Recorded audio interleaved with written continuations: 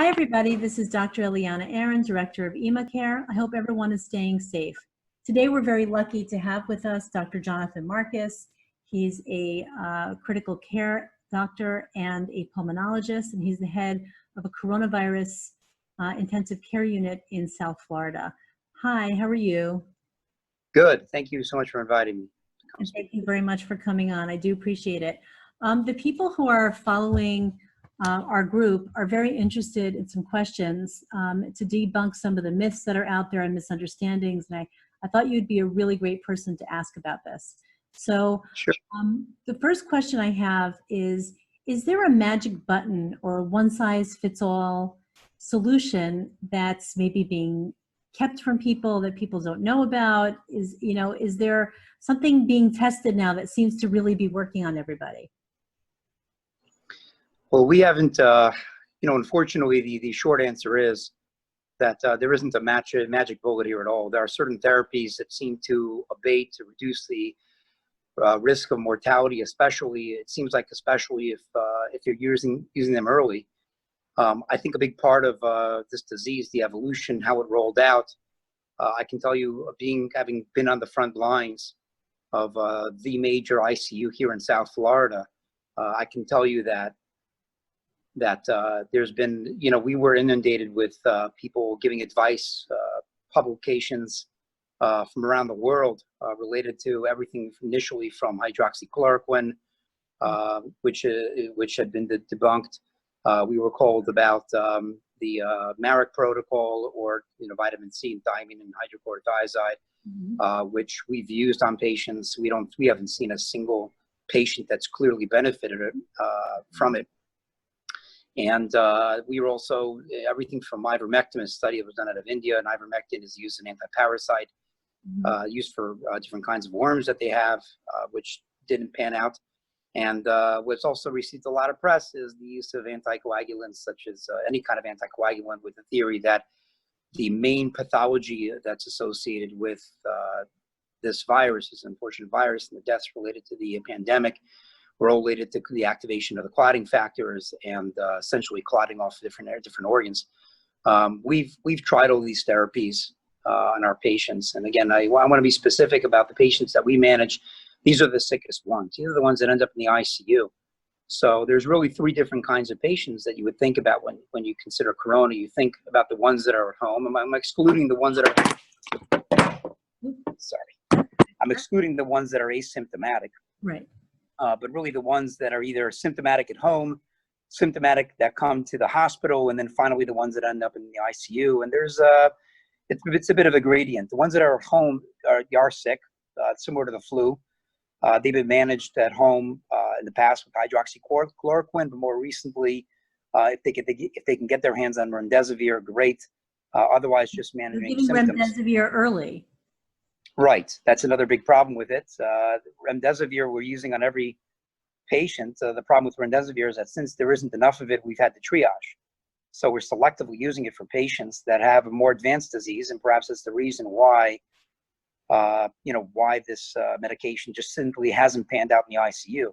They're just patients that get admitted to the hospital usually admitted to a 1 to 4 nursing ratio, what we refer to as a step-down unit. They're sick. They need oxygen. And those patients are getting convalescent plasma. They're getting all these therapies and everything like that. But unfortunately, they tend to be in the hospital for 2 to 4 weeks, and many of them, some of them end up being upgraded to the ICU. Usually, people declare themselves in the first week. The ones that will deteriorate, it's approximately about 20% of those patients will end up being upgraded to the ICU. And then once you're in the ICU, about 80% of our patients are ventilated. And unfortunately, 80% of those patients do not survive. 80% of the patients in the ICU end up on ventilators, and 80% of the ventilated patients pass away. Correct. And we've constructed it that way because not every patient, for example, ends up with multi-organ failure. Some of them have pure respiratory issues. But we have to triage resources and our nurses to manage the sickest patients within the ICU. So our criteria has been, anybody that needs escalating oxygen, perhaps they have low oxygens on 100% oxygen. obviously anybody on any level of life support, ventilators, pressors, or in need of dialysis. So all So, those end up in the ICU as opposed to the step down. correct. And we've been, since the beginning, we've been inundated with emails from across the country. Are you using heparin? Are you using steroids? Are you using the vitamin C protocol? And unfortunately, all these protocols, we've used them on all patients. I can tell you that there isn't one therapy that affects every patient. There is early evidence, and again, this is something that we're going to be looking at probably over the next 10 years. But there's early evidence that the reason the phenotypical expression, if you will, of this virus, that you could use the same therapy on two people, one of them survives, one of them does well, the other one doesn't, is a great deal. It has to do with the genetic composition. It has to do with the different cells. Number one is pre-infection with coronavirus during their life, which seems to confer some level of immunity, or it seems to be sort of beneficial for them. And two is just the molecular composition of the receptors. Everybody, they're produced by genes. So it's possible that there could be some changes, certain differences in the pathogenesis in different people. Having said that, there isn't one therapy, the long way to answer your question, but there isn't one therapy that's worked for all patients. So there isn't all these people that are calling up and saying, I want you to try this on my father and that. I mean, it almost sounds to me like Dr. Google almost, where everyone's saying, oh, but I read that this is good. And what you're saying is that you've tried everything, and that there is no one solution for people, that you just have to play around so you find something that may improve their survivability and their chances. Correct. And I understand people are very worried. We had understandable. A little while back. People were very worried about their loved one. They want to be able to contribute what they can. But again, looking at all these therapies, I'll start with the Marek protocol. So now it's not just a recommendation, but it's a protocol. And there's a lot of hospitals, I'm sure people can get on this, that will get up and swear by it. I have two doctors that we work in our ICU. Both of them are trained in shock trauma. We're Dr. Marek trained. And both of them, use this therapy, even though they haven't seen any more success than I have. And the other concerning part is that media hype. Is that what's going on? Like, there's a media hype about this protocol? Yeah, there's the media hype really began early. It began when people started talking about the cure for sepsis, and unfortunately, this on a big scale. I don't know, maybe Florida's different than the rest of the world, but it just hasn't resulted. The kind of results that they have reported are not what we're seeing on the ground. And to complicate things further, there's a whole group of what we found is opportunists, right? People that are out there that are looking for the opportunity of this, unfortunately during this pandemic, to capitalize on it. So what they're doing is not only are they pushing doctors, not only are they asking for people to join their boards and to be able to push out, these therapies, but it's unfortunate. They've really, taken advantage of this situation. And I've had conversations with them. It doesn't seem to be working well. Using the right dose, we have special vitamin C. Some of it's not all created equal. I can't believe some of the conversations. You have to buy our vitamin C, and that's going to make the difference. Yeah, it's like you get, you're using the generic vitamin C. I'm like, who are you? What are you talking about? But the point is that we've tried these things. I can tell you that there isn't a magic bullet. Now, it's possible that some patients will react to it. We just haven't seen it. I'll give you some case in point. I haven't had a single patient that responded to vitamin C. I'm speaking specifically about the patients that end up in the ICU.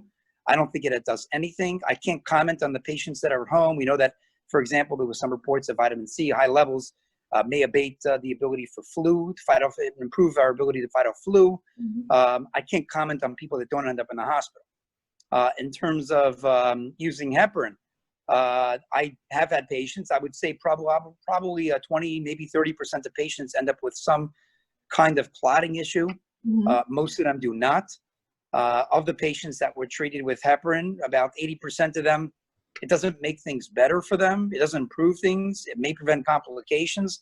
If they found they have a clot, we're treating the clot anyway. But there's a whole social group of patients that have bled out as a result, had we call hemoptysis, which is a large amount of blood coming out of their lungs. And, we have a few people which certainly that contributed to their their final. So the cure is actually killing them, basically. Like, we cured your patient, Correct. that, that kind of thing.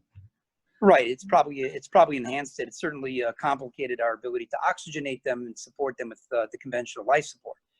Steroids early on, they said that steroids may actually make things worse. There were some reports that it make things better. Yeah. We haven't seen a single patient benefit from it outside of the guidelines for managing acute respiratory distress syndrome. Mm-hmm. And even then, their lungs fibrose a lot earlier. So typically with what we call ARDS, or acute respiratory distress syndrome, at the beginning, you're dealing with a lot of leaky capillaries in the lungs. You're dealing with a combination of fluid and pus, and you manage them in a certain way. Typical literature suggests that somewhere around day 10 to 14, patients start developing a more organized and much more severe form of ARDS called fibroproliferative ARDS, which all that milieu, that soup of inflammatory mediators actually fibrose down. You end up with permanent scarring in your lung. And those patients typically end up with a tracheostomy, when you said requiring long-term. When you say that it fibroses, I just want to translate that for people, is that it basically consolidates and blocks off the ability to use the alveoli in the lungs. And so it make it the whole, in other words, instead of having fluid in the lungs and pus in the lungs, now you have a solid mass in the lungs. Is that correct? It's not a solid mass. It's kind of like burnt out lung. It's like you go from to a scab. In other words, it's like sandpaper. You can't ventilate. The lungs don't open properly. The oxygen delivery is not appropriate. It's like burnt out lungs. So what we're finding this like emphysema, like emphysema, where the lungs just don't have any density. Right. The lungs are they don't have any elastance. They're just big. Here they're very small and they're fibrosed. They have a layer of fibrotic tissue or scar tissue inside of the alveoli themselves. So the problem is, what we're seeing with these patients is that process tends to begin way earlier. They behave physiologically, they behave as though they developed it early on in the course, sometimes even within the first week.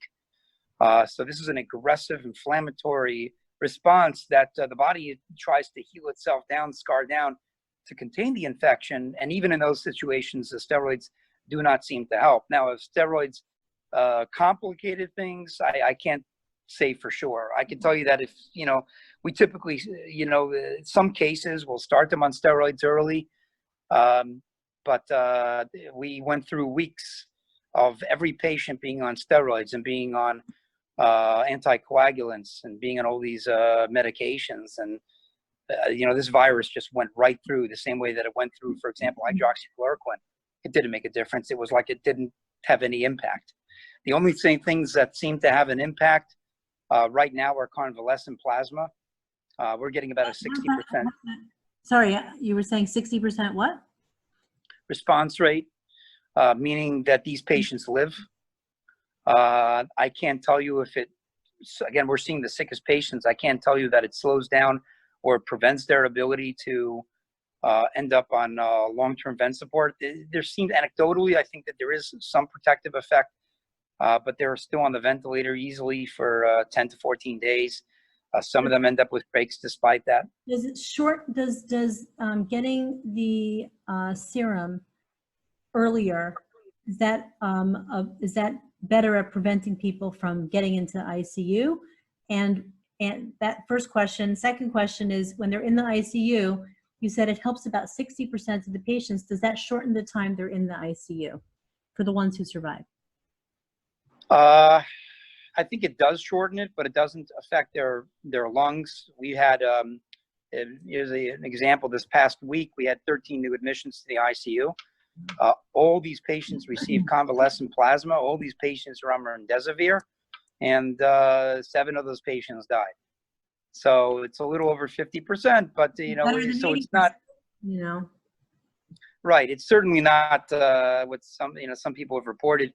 In less sick people, that there's an 100% response. I haven't seen that in the ICU. I see that a lot of the patients that come they just have either a more aggressive or more virulent based on their bodies.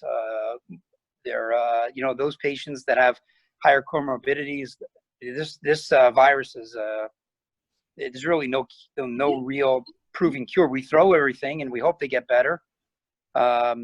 This past week, I had a patient that had looked better the last couple of days. I saw him on Sunday night. He looked like he was getting better. He was awake. He died Monday morning all of a sudden.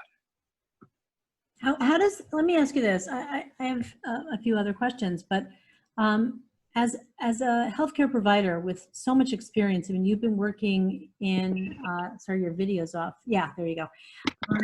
You've been working in intensive care for many years, right? Over 10 years, probably more than that, right? 14 years. 14 years. Have you ever seen anything like this? No.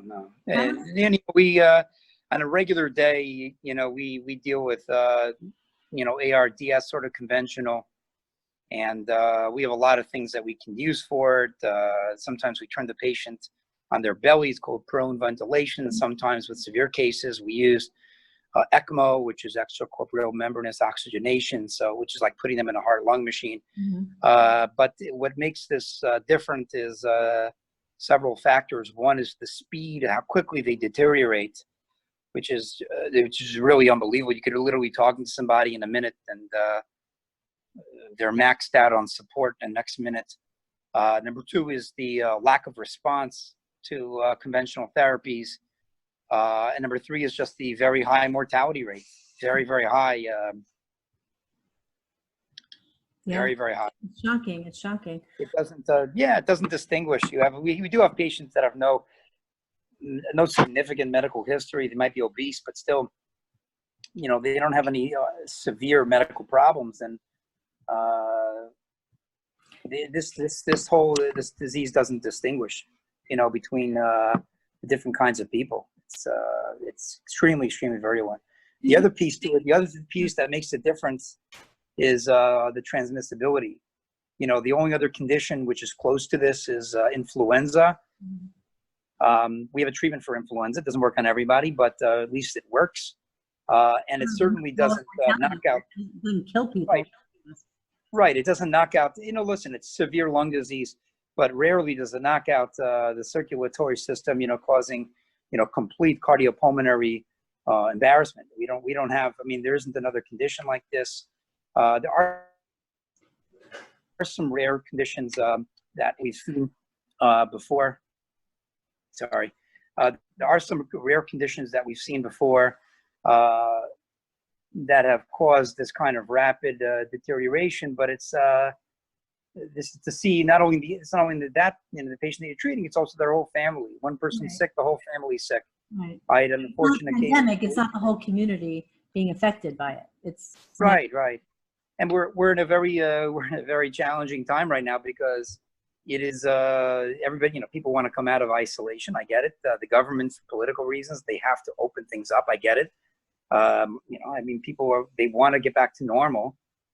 But in the last week, you have a physician that calls me that tells me that their cleaning lady tested positive.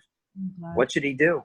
The WHO comes out with a statement that says that patients that are asymptomatic are not they don't transmit it. Which is a lie. Which is a lie. Right. So yeah, of course it's a lie. You can't trust anything you're hearing there. How do you think these all had a very sad case that is a grandparent that decided, look, enough is enough. They're opening up phase 1 down here in South Florida. I want to see my grandchildren. So over Shavua, he has a ganze mishpacha comes in. He's got his kids. He's got his grandkids. Right after the Chag, he comes in. Right after the Chag. He's got fever. His lungs are completely whited out. I said, he has COVID. They're shocked.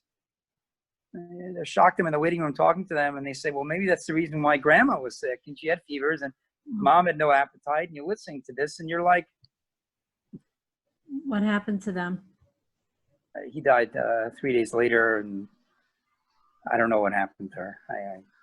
She's no longer in the hospital. I have a question. You talked about, it's a tragic story, and it also talks about holidays, because we know that Purim, for example, was absolutely devastating in Israel. It caused a huge bump. When we talk about ventilators, so if we talk about what you said is 80% of people in the ICU end up on vents, and then 80% of those die. And that's obviously somewhat mitigated by the serum that they're getting. But if we're talking about, let's say, out of 100 patients, if I go with those numbers, then 64 are probably going to die. That's 80% of 80%. The people who survive, when they leave the ICU, what do they look like? Are they well? Are they healthy? What's their life going to look like longer term? What is this? So from the reports that we have, the ones that when they get the ones that, thank God, they get extubated. You know, this virus really weakens the entire body. It affects everything. It puts the body in a profound catabolic state. So muscle is broken down. They lose a lot of weight. Their capillaries become leaky, so they puff up like a balloon with swelling in their arms, legs, sometimes their abdominal wall, their sacrum, and they're incredibly weak. Their muscles have been incredibly weakened. So, you know, coming out of the ICU, they're people that need a significant, assuming that they're not trached, nothing else is going on, they get extubated, they're a success story. They need a significant rehabilitation. And of those patients that get rehabilitated, so far we've had no readmission. So it's, you know, probably the function of really them getting better, about having solid rehabilitation facilities in our area. The doctors, because the physicians weren't allowed in the hospital for business and for, you know, to continue to practice, they all flock to the rehabilitation places to manage their patients. So it's been a lot of attention that was spent with them. I've heard several success stories from that. We did have early on, we had one case where somebody was on the ventilator for 2 weeks, got off the ventilator, left the hospital, went to rehab, eventually went home. They were COVID negative, came back to the hospital COVID positive, and died within 2 days. Oh, so those are the reports of people that, you know, are tested negative, and the reinfection, the risk of reinfection. And so, right, there's a lot of stuff going around about not really developing proper antibodies, that there are so many mutations that you can actually just get it again. And that for other coronaviruses, you know, the immunity only lasts for a short period of time, and it's not a permanent immunity either with MERS or with SARS, which are the other two coronavirus. One was a pandemic and one was an epidemic, or is an epidemic, that's going on in the Middle East every season. And what we're seeing is people get reinfected because they don't keep their immunity. About that, I have a question, because you mentioned before that one of the things that might make a difference in how people react and how serious their case is might be previous exposures to coronaviruses.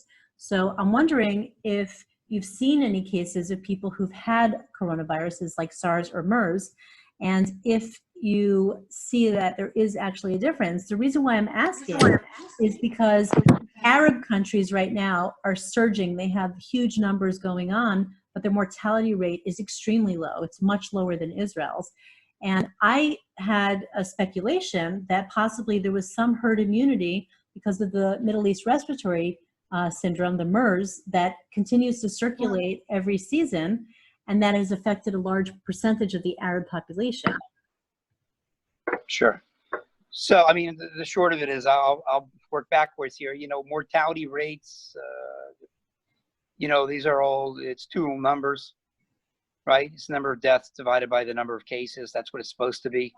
Keep in mind that not everybody's being tested. Right. And not everyone's being symptomatic. Here in South Florida, right. So here in South Florida, up until recently, where our visitors from other states are being tested, here in South Florida, okay, we are testing people that are symptomatic.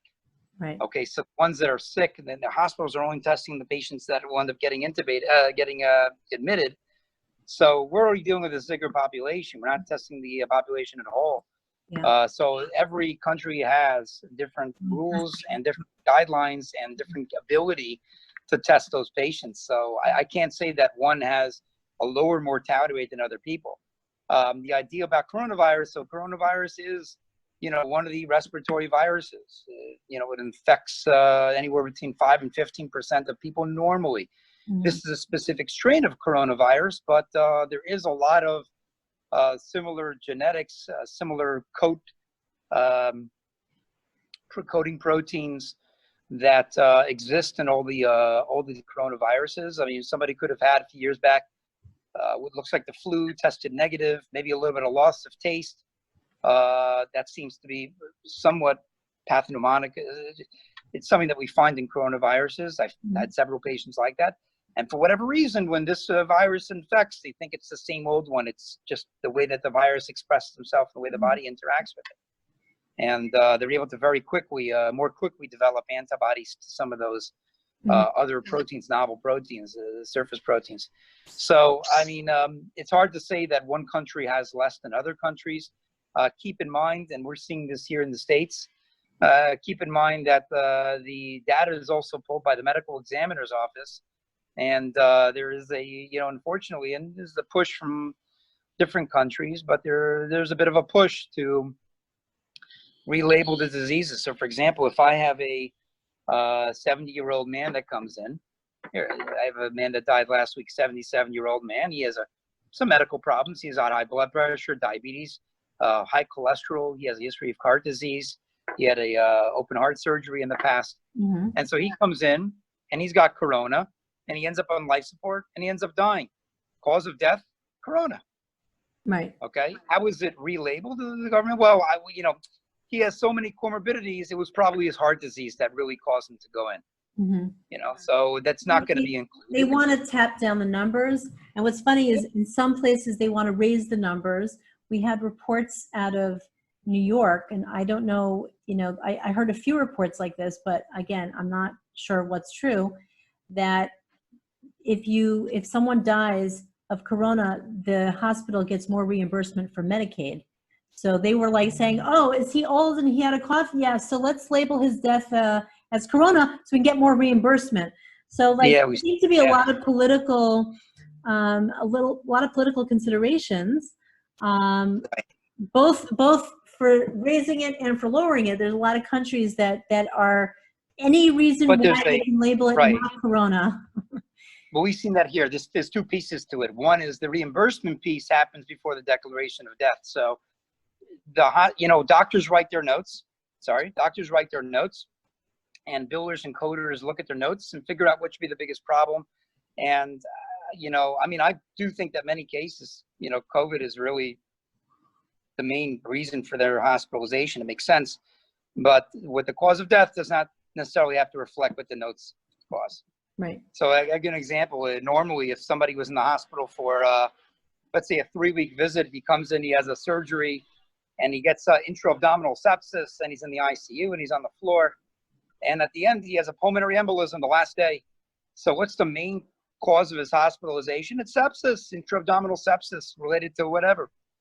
But this cause of death was pulmonary embolism. They don't necessarily mean the same thing. Right. But here there's, so all these countries, I'm sure they're playing a little bit with the numbers. I think there was some reports early that Yemenite Jews have a much lower mortality rate. Who knows? Maybe we have 20 years ago, 30 years ago, we may not have had, we couldn't detect a specific kind of viruses. We didn't have PCR. And actually, we did have PCR. I apologize, but we didn't have all these different, we may not have had the sequences to be able to detect these viruses. And, it's possible that these patients were infected in some of these countries. They just didn't know it. Everybody got sick. Maybe it's the flu. Maybe it's a stomach bug. We just don't know. Interesting. Yeah. I think from my standpoint, and I think my colleagues would agree without a doubt, is that you can't look at the numbers and really know what's going on. And the truth is, you can't look at even from a critical care standpoint. I can tell you the worst case scenario, but I don't know what's happening in the community. I think that the things that are avoidable and the things that, knowing that there is no cure, knowing that even plasma doesn't help 100% of patients, is you got to be smart about this. You got to be patient with it. And the simple things that people do, albeit a fraction of the people, wearing masks, social distancing, those are the things that have the greatest impact, and not only making you potential, not only protecting you from getting the illness, but more importantly, protecting your loved ones, your neighbors, the other people from getting sick. And unfortunately, there's a lot of people, with the opening up, there are weddings, they're happening indoors. I heard a Kala a few weeks back, that really wanted to have a normal wedding. They wanted to invite 200 of her closest friends. You got to be patient with this thing. I mean, it's a wedding that I certainly wouldn't go to because of the risks. But keep in mind is that if one person gets infected there, their blood is on your hands. Because what? Because you wanted a little bit more of a simcha. You needed that. I wanted it to be big and just I want to be out there. This is a time to really consider those things. Yeah. Took my kids to the beach yesterday, and we were there for a short period of time because we looked around. All the college kids are out, no masks, running around, laughing. We're seeing that here. Yeah, exactly. So we're seeing that here. We know I know that Florida is having an uptick in cases now because you opened up recently, and we're having a significant uptick because we opened up recently, and we're actually seeing that around the world. Because once you open up, people also stop following the rules so carefully. They want to be free of their mask, and what do you think about people who go into stores and say, why aren't people wearing masks? Should people be going in and demanding that people wear masks? Yeah, so two things. One is that unless you make it, unless you have either, there's two things you can do. One is that you could have government, hold these people or stores accountable. That's one possibility. Sure. The other possibility is to give incentives. So, incentives for people that do uphold this rule, whether it's tax incentives. Here in the States, we have a handout. As soon as there's a corona outbreak, we're giving back money. It's hard to understand why anybody would give anybody money when you could work even with an incentive and perhaps say, look, you're going to get your tax money back. Whatever you've given already, we'll give back to you. Mm-hmm. And incentivize people to go out and work. But if you could do the same kind of model and give tax breaks or incentives to programs that are compliant with these rules, you're able to enforce it better. People would want to enforce it. Right. That's been our problem down here. It's been a little bit, I don't know what it is in Israel, but I think that certainly the government was enforcing people going around and that's really saved countless lives. We do not have a cure. We don't have a silver bullet. Mm-hmm. I hear all these things. I know the people that are writing it. I still hear people from New York.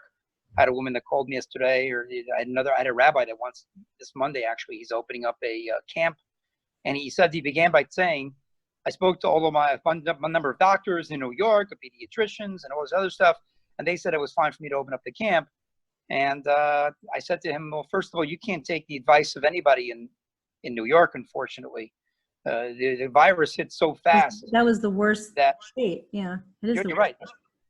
So first of all, you can't take the advice of a pediatrician. They just haven't seen the front line. No. They haven't seen it. They don't. That's not their field. Right. A lot of doctors are giving advice in fields that are really not their expertise. It's quite shocking. Correct. I had a guy in the community here, he's a radiation oncologist, that started giving his opinion about hydroxychloroquine weeks ago. Oh boy. And I said to him, what do you, what's your place here? What do you got to be on the front lines to see this stuff, to see that it's not working, rather than believe data from whatever. But anyhow, this guy calls up, he wants to open up a camp, and he's going to open it. They're opening up anyway, but he wants to know my opinion. He's already asked everybody, and I said to him, I gave him a bunch of recommendations and advice, but I think that the shocking piece about it is that, one is that he didn't even realize that it was still going on. And two is that taking the advice of anybody, even in New York, it's hard. I mean, if this disease hit so fast and the volume is so high that they were shooting from their hip, they didn't have the right resources. They couldn't step back, analyze and see they didn't have the resources. So if I were to say to you, hey, I know a friend of mine that went speed dating. He saw, he spoke to 80 women in an hour. That guy is an expert in dating. Would you say that? Of course you wouldn't. You'd say, look, you want to really understand something. I like that analogy. It's great. It's really good. Yeah, it is. So the expert, the volume is not going to make you an expert. No. Diversity is going to make you an expert. The patients, having the right resources. I can tell you that 100% of our patients are getting remdesivir that are in the ICU. I can tell you that 100% of our patients are getting convalescent plasma. My numbers last week, right? 13 cases, 7 of them have already died. Okay, those are the numbers. Now, 13 is a fraction of what we had at the peak, but understand that it's still out there. Understand that we're not admitting the whole families of these patients because we simply do not have the resources. We're not going to tie up our hospital and make it back into another COVID hospital. Right. But they're sick. We had one case where we sent everybody home, and the wife came back 3 days later. She was on a ventilator. You know, we have to conserve our things. So, you know, I think social distancing, it's important. I'm not saying don't get together, but I am saying wear masks. Yeah. You know, I'm not saying don't go shopping, but I am saying, you know, again, wear masks, wear a protective thing. And I think if you really want to invest in technology in a creative way, rather than pushing, for example, masks that say on them N95, I had a number of people that call me. It seems to be like, in our area, it seems to be like the Jewish thing. The number of people that have called me and said, look, you're looking for a supplier of N95 masks. And I've already done this. So I said, you know, I've already been through it. Well, where are they from? From China. Are they FDA approved? No, but we're pending, which is the same thing as being approved, the same thing. And did they not read the Wall Street Journal that said, you know, that only 15% of those masks are actually N95? Yeah. So if you really want to invest in all this, you invest in something that's more comfortable, that tolerates the heat, that has some kind of, you know, something that's lighter, something that's more protective. I mean, that's novel because this, you know, look, this is, even if we had a cure right now, this opens up a whole new age and people want to get back to normal. You know, maybe there's a, you know, maybe there's an antiseptic that you could use. I was at the beach yesterday. I saw an interesting thing. I was at the beach yesterday and I saw these teens. Again, there's enough space. It's all Florida coast on all ends of these, except for the north. It's one big beach. Yeah, so I saw in the distance that these teens were using the vaping, the vapor stuff. I thought to myself, you know, wouldn't that be cool if they, rather than using tobacco and in some cases marijuana and whatever else schmutz they're using, wouldn't it be cool if they had a vaping thing that, you know, had, you know, something like chlorhexidine, right? Yeah. Because we know that the particles are aerosolized for a period of time. Sure. And it'll be interesting to know if it does provide some kind of protection. It would be cool. I mean, granted, we'd all become vapors in that sense, but that's a positive, that's somebody who's working on legitimacy, as opposed to pushing masks that are made in China. You know, I mean, you're wearing it, but don't expect it to protect you, you know, and it's relatively comfortable. And, you know, that might be the answer. I don't know. Let me ask you another question. You mentioned before that very early on in this disease, you're seeing significant lung deterioration and lung involvement. Are oxygen levels affected early? Because one of the things, so one of the things that we've discussed is that in Israel, they're doing the sorry, I want to show you what they're doing in Israel. It's kind of funny. One second. I apologize, everybody. Oh, here. You know, you have one of these guys at the beginning of all the stores, and you have somebody who has no training using an infrared, and they're doing it like this. Yeah. Okay. So this says I have a 35.8 temperature. Okay. Yep. You can see here, which is not a normal temperature. It's low because they're not using it correctly. Most people who have low-grade disease have reported, if any fever at all, they've reported fever for a very short period of time. So my early on, I thought, wouldn't it be smarter if we just check people's pulse oximetry? Because a lot of people, you know, because you have one of these devices, and a lot of people who have no symptoms start having lower oximetry early on. What do you think about that? Yeah, that makes sense for sure. I mean, that's a lot of people say that, well, we're screening the temperature. I mean, I walked into the hospital last week. They were still screening temperature. Now we're not, unfortunately. But anyhow, they were screening temperature, and the untrained technician said, oh, you know, it says, oh, you're 37 degrees. So, no, sorry, she said you're 33 degrees, your room temperature. And I said, well, I hope not, because I'm dead. That happened to me also. Someone did it like this and said, oh, you're fine. I said, what's my temperature? She said, 33. And I said, well, I'm not dead, so you're doing it wrong. You know, I'm like, Yeah, exactly. But this is the typical thing is you find the oxygen levels way lower than the way the patient looks. right. So someone walk in and say, I'm just a little bit short of breath. I'm okay. I can complete sentences, and you check their saturation at 70. Wow. I That's think it's really dramatic. I think it makes a lot more sense.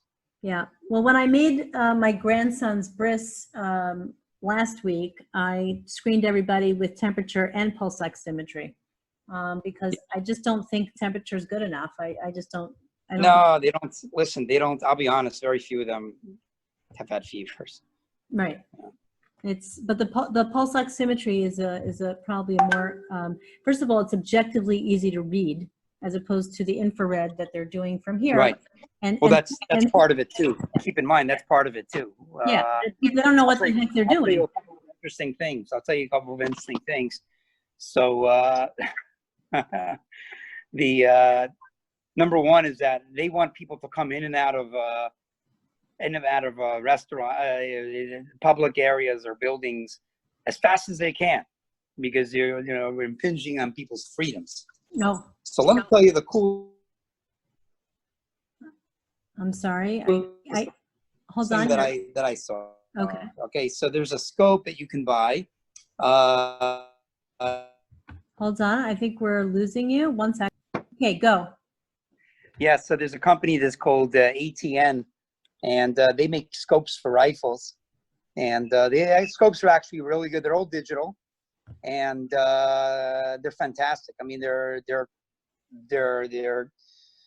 not used for military. Actually, I don't know if it's used for military or not, because they're supposed to be for hunting, but it's really unbelievable. It's all digital. It's crazy. Anyhow, they have a thermal scope, which means that when you look in, what you see is everything is in gray except for things that emit heat, and the degree of heat emission, it glows a different color. So, for example, a little bit of heat is blue, and then green and yellow, and then the highest is like it's like a bright yellow, goes through the orange scale. And so, in any event, you could use a scope. You could look at a whole crowd, and you could tell you who's infected. It actually has I think it's like 0.1 degree Fahrenheit, which is a little more sensitive, if you will, to Celsius.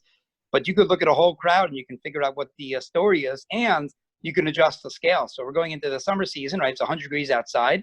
It can actually reduce the background of whatever it is and focus on, there's a laser, it focuses on each individual person. Now, are people going to spend, $3,000 or $4,000 for the scope? No, but if temperature was what we were targeting, then that's absolutely something that we can do. The other thing is that the pulse oximeter that you're using right now is really it's like a bipolar system. So what you do is you shine a laser through one part of your finger, and based on the absorption of it on the other side, it tells you whatever the oxygen saturation. So there is some research that's going into a uniphasic or a monophasic, which means I don't need to get the return signal. All I need to do is shine it on somebody's skin, and and basically the behaviors, it can detect the behaviors of the laser, whatever we shoot in the skin, and the birefringence and what have you, that I can detect what a person's oxygen saturation is. So here's some of the newest technologies. I thought that means this eventually, if it's used correctly, could be used for pulse oximetry and for temperature. Very nice. Right. Keep in mind, again, anytime you have a technology that requires testing, human interface, you're going to always have user variability. For example, a few weeks back, we had the nurse in the ER screening people with the COVID test, which you're supposed to take a swab, put it in the back of your nose. It's not comfortable, and you take it out and you test. She didn't want to really upset this person. We'll just check. She was checking the outside, a little bit inside, until it hurt. And those initially came back negative, and then it came back positive. So most of these patients went to the floor because they thought they were negative. So again, you need to have lack of user variability. It's kind of like someone doing a strep test very gently and not touching the tonsils. Correct. So these people that have, the same way that you demonstrated measuring temperature, that's what they're telling these folks. These are not medical professionals. They're saying all you need to do is aim it at their forehead, and beep, and then you get a number. Have a good day. Have a good day. Beep. Have a good day. That, you know, you need to have somebody that again, I don't know how I don't think things are super sensitive to what we're trying to test. I know we might be able to detect temperature, but then even that's not what we're looking at. But the point is, you have to have people that are trained for this, that understand it. You know. Sure. Well, listen, thank you very much for your time. I really appreciate it. You were very generous. And I know that the people who are following us in our groups are very interested in hearing what you have to say. So I really do appreciate it. Thank you. Sure, no problem. My pleasure. Have a good day and be safe, everybody.